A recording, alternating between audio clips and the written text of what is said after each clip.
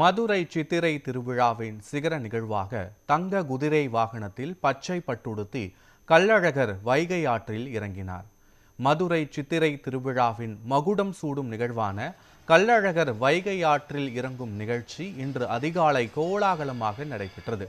இந்த நிகழ்வில் பங்கேற்பதற்காக அழகர் கோவில் மலையில் இருந்து புறப்பட்ட கள்ளழகர் வழிநெடுக்க ஆங்காங்கே எழுந்தருளி பக்தர்களுக்கு காட்சி கொடுத்தார். தொடர்ந்து மதுரை வந்தடைந்த கள்ளழகர் தங்க குதிரை வாகனத்தில் பச்சை பட்டுடுத்தி இன்று அதிகாலை வைகை ஆற்றில் இறங்கினார். அப்போது அங்கே கூடியிருந்த பக்தர்கள் கோவிந்தா கோவிந்தா என்று கோஷமிட்டது விண்ணதிர செய்தது.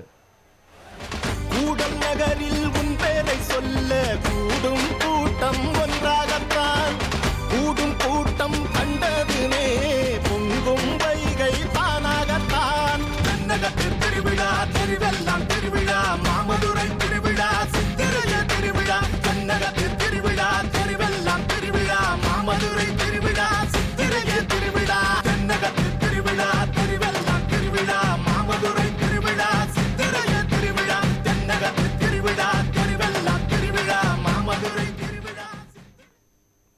இதையடுத்து வைகை ஆற்றில் இருந்து புறப்படும் அழகருக்கு இன்று பகல் 12 மணி அளவில் ராமராயர் மண்டகப்படியில் தீர்த்தவாரி நிகழ்ச்சி நடைபெறுகிறது. பின்பு வழிநெடுக பல்வேறு மண்டகப்படிகளில் கள்ளழகர் எழுந்தருளுவார்.